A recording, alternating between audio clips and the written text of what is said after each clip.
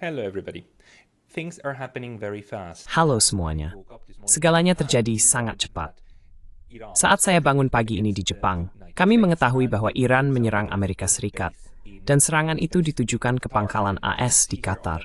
Seperti yang bisa Anda lihat di video ini, ada rekaman yang sangat jelas tentang kejadian ini, dan sejauh ini tampaknya tidak ada dampak langsung, dan pertahanan udara AS berhasil menembak jatuh. Menurut klaim saat ini, sekitar 6 rudal yang ditembakkan dari Iran.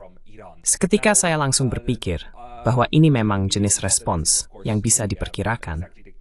Saya terkejut bahwa semua rudal ini berhasil dicegat.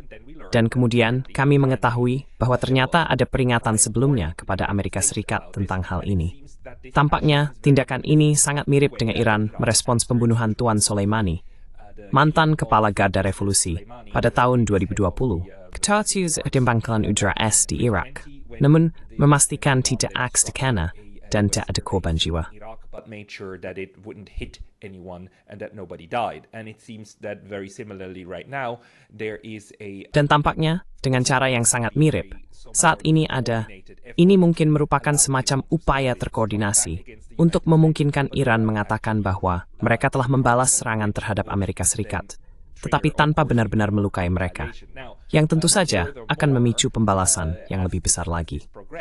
Selanjutnya, seiring perkembangan situasi ini, kita mengetahui bahwa Donald Trump mengumumkan adanya gencatan senjata.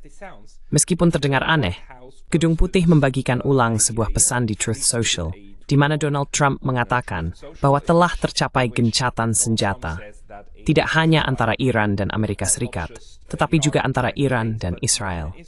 Sekarang, izinkan saya membacakan ini untuk Anda, seperti yang awalnya dilaporkan di Truth Social dan kemudian dibagikan ulang di halaman Twitter Gedung Putih. Reposted on the Twitter page of the White House. I mean, it's really strange. I mean, the way of the public... Maksud saya, ini benar-benar aneh.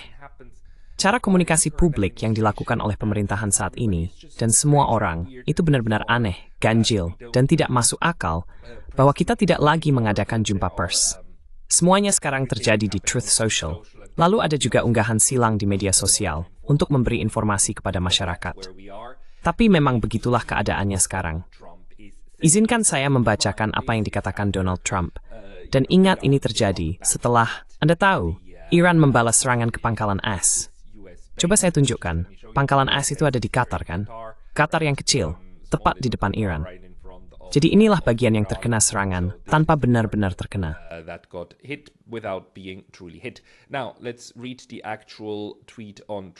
Sekarang, mari kita baca postingan asli di Truth Social. Selamat kepada semua orang, telah sepenuhnya disepakati antara Israel dan Iran bahwa akan ada gencatan senjata total dan menyeluruh dalam waktu sekitar 6 jam dari sekarang ketika Israel dan Iran telah menyelesaikan dan menuntaskan misi terakhir mereka yang sedang berlangsung. Izinkan saya menyela di sini. Oke, tampaknya ada semacam pemahaman, atau Trump mengindikasikan bahwa ada pemahaman. Bisbafla opokan ekspos waktu Teheran, setelah berhenti berbicara. Misil-misil biasa, dan bahwa operasi yang sudah berlangsung tidak termasuk dalam intelijen ini. Presiden Luthgannya pun.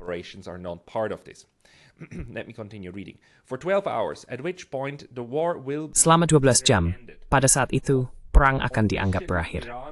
Secara resmi, Iran akan memulai gencatan senjata, dan setelah 12 jam, Israel akan memulai gencatan senjata, dan setelah 24 jam, akhir resmi dari 12 hari akan disambut oleh dunia.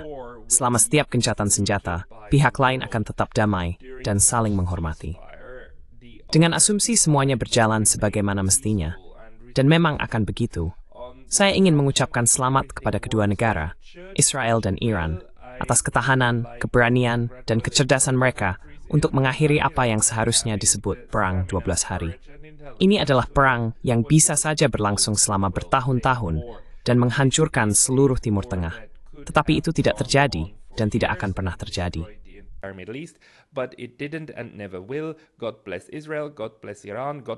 Tuhan memberkati Israel, Tuhan memberkati Iran, Tuhan memberkati Timur Tengah, Tuhan memberkati Amerika Serikat, dan Tuhan memberkati dunia. Donald J. Trump, Presiden Amerika Serikat. Ini aneh. Dan pertanyaan pertama yang jelas akan ditanyakan oleh orang cerdas adalah, Apakah ini sebenarnya Amerika Serikat yang mencoba mencari jalan keluar dan benar-benar keluar dari perang sialan ini yang seharusnya tidak pernah mereka masuki, dan yang semua orang katakan adalah ide buruk, kecuali para neokonservatif yang menginginkan ini selama puluhan tahun? Apakah ini Trump benar-benar menepati janji kampanyenya untuk tidak memulai perang baru, atau ini hanya trik berikutnya? Or is it the next trick? Is it the third trickery in a row of trickeries? Is it another rule? Apakah ini tipuan ketiga dalam rangkaian tipuan? Apakah ini tipu muslihat lain agar entah bagaimana Iran berhenti menembaki Israel, sementara Israel sedang dihantam, lalu hanya untuk mempersiapkan serangan balasan yang bahkan lebih dahsyat, untuk saat Iran benar-benar menghentikan agresinya? Maksud saya, Maksud saya, serangan balasan. Jadi Said Marandi, seorang profesor di Universitas Teheran yang pernah tampil di saluran ini sebelumnya, sebenarnya menulis di Twitter, saya kira larut malam sebelum dia tidur. Tidak ada gencatan senjata, berita palsu, Zionis dalam masalah. Jadi Marandi tidak mempercayainya. Marandi tidak menerimanya. Tapi Marandi pasti sedang tidur sekarang, karena sudah lewat jam 6 pagi di Teheran. The Tehran Times came out and said, no, this is not true. Tehran Times mengeluarkan pernyataan dan mengatakan, tidak, ini tidak benar. Iran belum setuju untuk gencatan senjata. Trump berbohong lagi, menegaskan bahwa ini adalah klaim tanpa bukti apapun. Sekarang, bagaimana kita menanggapi hal ini? Masalahnya, kita juga punya cuitan dari Menteri Luar Negeri Iran, Said Arakchi. Izinkan saya membacakan cuitan ini. Sebenarnya ada dua cuitan. Saya akan membacakan yang pertama, yang lebih baru, yang dikirim sekitar 2,5 jam yang lalu. Maaf, ini mungkin agak membingungkan, karena Anda jelas akan menonton video ini di masa depan. Jadi dua cuitan yang dia kirimkan, mungkin sebelum tidur, atau jika dia sama sekali tidur malam ini.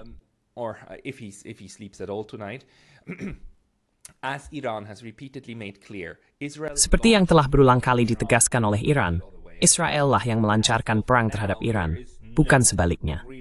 Hingga saat ini, belum ada kesepakatan mengenai gencatan senjata atau penghentian operasi militer. Namun, jika rezim Israel menghentikan agresi ilegalnya terhadap rakyat Iran paling lambat pukul 4 pagi waktu Teheran, kami tidak berniat untuk melanjutkan respons kami setelah itu. Keputusan akhir mengenai penghentian operasi militer akan diambil kemudian. Kemudian, sekitar 20 menit setelahnya, ia mengirimkan tweet lain yang menyatakan bahwa operasi militer dari angkatan bersenjata kami yang kuat untuk menghukum Israel atas agresinya terus berlanjut hingga detik terakhir pada pukul 4 pagi.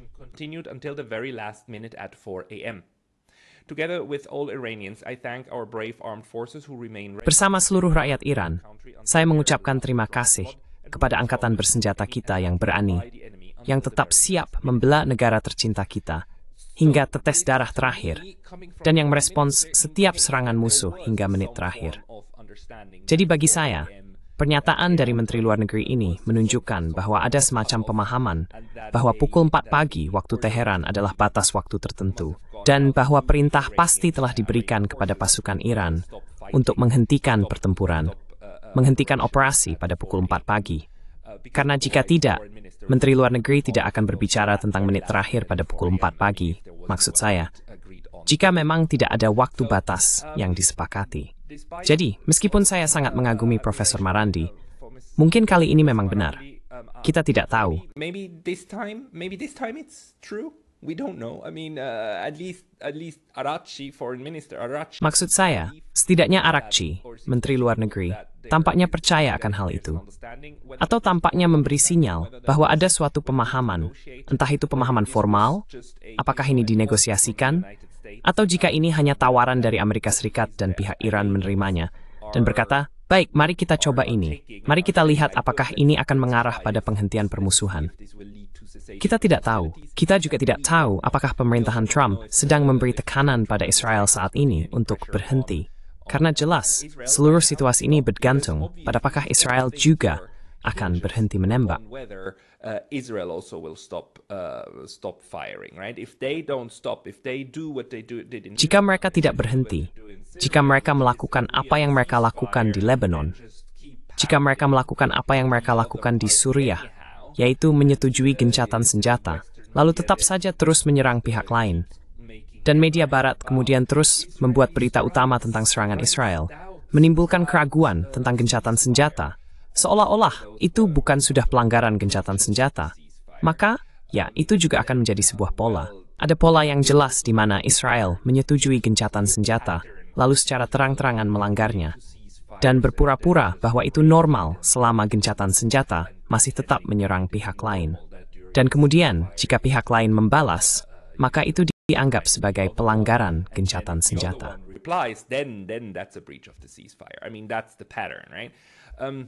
Maksud saya, itu polanya kan?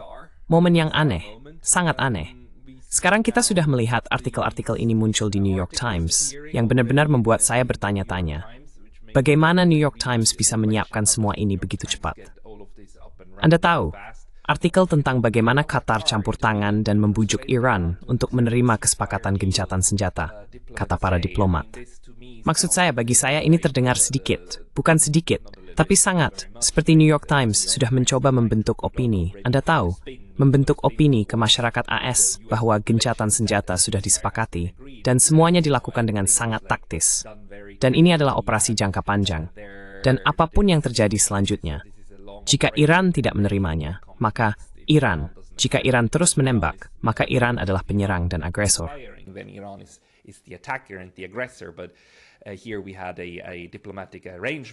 Tapi di sini, kita memiliki sebuah kesepakatan diplomatik yang mewajibkan semua pihak untuk menahan diri. Dan Donald Trump digambarkan sebagai pembawa damai besar, seperti yang ia coba tunjukkan di sini, pembawa damai MAGA. Pada titik ini, maksud saya, sangat-sangat sulit untuk memastikan. Jika kita tidak memiliki cuitan-cuitan dari Menteri Luar Negeri ini, saya akan mengatakan bahwa mungkin ini palsu. Tapi mengingat ini juga adalah akun resminya, dan ini adalah Arakci. Harusnya terdengar seperti Arakci. Dan ini adalah akun yang sama yang pernah ia gunakan sebelumnya.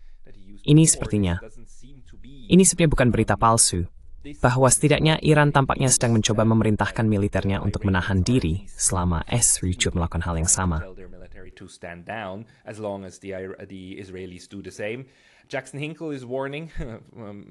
Jackson Hinkle memperingatkan, tweet teratas di bawah tweet Arakci, para Zionis berbohong kepada Iran tentang pembicaraan nuklir selama 3 bulan hanya untuk melancarkan perang teroris mereka. Saya berharap ada perdamaian, tapi jangan percaya pada para maniak genosida ini. Ya, jangan percaya sama sekali. Maksud saya, ini mungkin hanya tipu daya ketiga berturut-turut, bukan?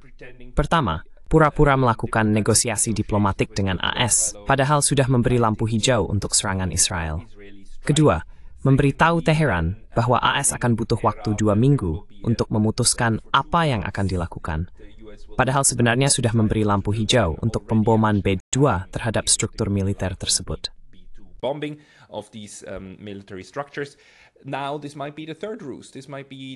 Sekarang, ini mungkin adalah tipu muslihat ketiga. Ini mungkin kali ketiga AS mencoba meninabobokan Teheran ke dalam rasa aman palsu.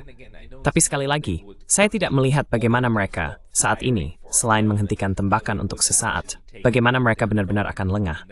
Maksud saya, itu tidak masuk akal. Tapi sekali lagi, kita tidak tahu apa yang diinginkan Amerika Serikat dengan ini. Maksud saya, apakah mencokkan kampanye skramau suara?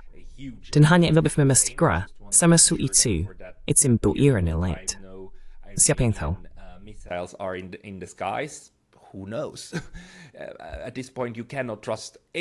Pada titik ini, Anda tidak bisa mempercayai apapun yang dikatakan Amerika Serikat. Tidak ada. Nol. Sama sekali tidak. Karena mereka telah berbohong, menipu, dan memperdaya begitu banyak kali hanya dalam 2 minggu terakhir, sehingga Iran tidak bisa benar-benar mempercayai semua ini. Namun, jika Amerika Serikat dan jika Trump benar-benar tidak ingin ini menjadi perang teluk berikutnya, jika dia benar-benar ingin memenuhi keinginan basis pendukung America First-nya, yang sudah kehilangan banyak kepercayaan pada pria ini, maka akan masuk akal mengapa dia sekarang mencoba mencari jalan keluar dan bahkan melakukan rebranding. Pria ini memang suka branding, bukan?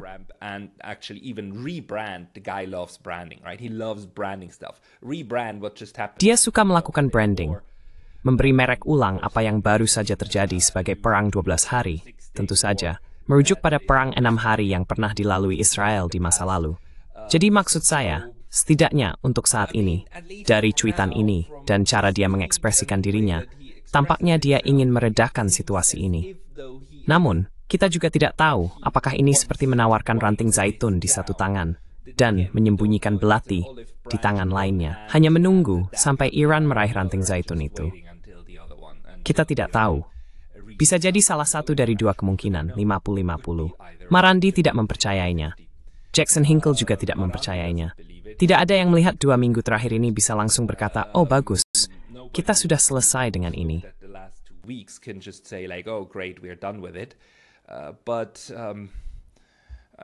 Tapi, maksud saya berharap itu benar. Saya berharap itu benar. Juga Trump mengatakan, seperti Tuhan memberkati Iran, Tuhan memberkati Israel. Oke, baiklah. Tuhan memberkati semua orang. Tentu saja, itu akan bagus. Media internasional menyebutnya, hari-hari dramatis diplomasi berpuncak pada Trump mengumumkan gencatan senjata Iran-Israel. Ini juga tentu saja adalah peran yang ingin dia ambil, bukan? Sebagai pembawa damai, kan? Gencatan senjata itu bukan diumumkan oleh Iran dan Israel. Itu diumumkan oleh Amerika Serikat. Pihak ketiga, bukan? Pihak ketiga, sama seperti AS adalah pihak ketiga secara militer dalam perang Rusia-Ukraina.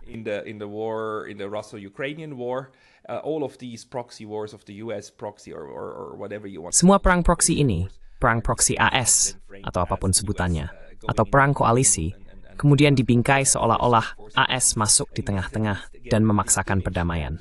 Maksud saya setidaknya inilah citra yang coba ia bangun tentang dirinya sendiri. Jadi mungkin, demi benar-benar keluar dari situasi pelik ini di detik-detik terakhir, hal itu bisa saja benar. Dan lagi, kita sudah melihat dampaknya, bukan? Dampaknya sangat besar. Iran mempertimbangkan untuk menutup Selat Hormuz. Dan pada dasarnya, Global South mengecam tidak hanya Israel, tetapi juga Amerika Serikat atas serangan terang-terangan demi mereka terhadap hukum internasional negara daulat. On international law and a sovereign state, the Europeans they all rallied behind the United States. Orang-orang Eropa semua mendukung Amerika Serikat, tentu saja.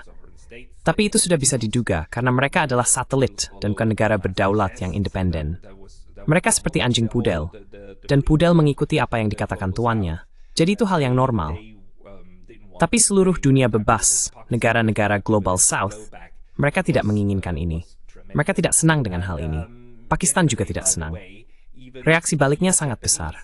Dan kemarin omong-omong, bahkan Jepang dan Korea mengindikasikan bahwa setelah ini, mereka tidak akan ikut KTT NATO lagi, yang sedang berlangsung hari ini dan besok di Eropa, di Belanda. Ishiba mengatakan dia akan absen. Dan ketika saya bilang Jepang tidak akan ikut serta, secara teknis itu tidak sepenuhnya benar.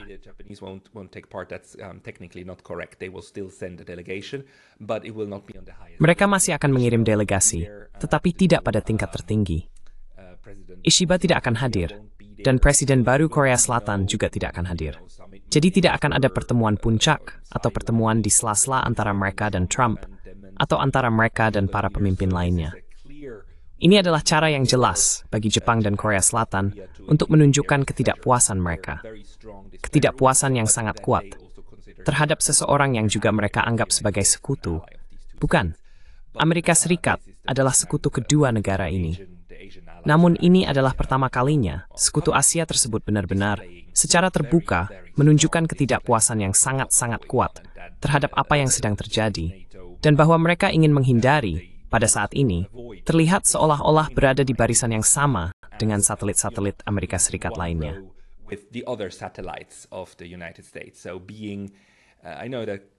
Jadi saya tahu bahwa Korea Selatan dan Jepang sangat terintegrasi dalam sistem militer AS di Pasifik. Tetapi secara politik, mereka tidak ingin dipandang sebagai anjing peliharaan seperti orang Eropa. Mereka juga tidak mengeluarkan pernyataan-pernyataan ini, omong-omong. Orang Eropa, Kaja Kallas, serta Perdana Menteri Kanada dan Perdana Menteri Australia, semuanya mengeluarkan pernyataan seperti Israel memiliki hak untuk membela diri, dan Amerika Serikat, dalam serangan ini, telah mengelangsung sebuah besar. Saya belum melihat pernyataan itu ada di Korea Selatan. So it seems that the Asian part of the US alliance Jadi, tampaknya bagian Asia dari sistem aliansi AS mungkin tidak runtuh. Tetapi jelas secara politik, mereka tidak sejalan dengan para pengobar perang di Eropa dan Amerika Utara. Jadi mungkin semua ini bersama-sama memberi Trump alasan untuk mempertimbangkan kembali hal ini, atau stafnya dan orang-orang terdekatnya, terutama juga karena dia ingin membangun citra sebagai presiden perdamaian. Saya sangat menyesal mengatakannya, tetapi hanya waktu yang akan membuktikan. Namun, fakta bahwa kita memiliki pernyataan resmi dari Menteri Luar Negeri Iran membuat saya berharap bahwa ini setidaknya adalah upaya jujur untuk mengakhiri perang ini. Juga mengingat, tentu saja, bahwa serangan ini sebenarnya bisa jauh lebih dahsyat.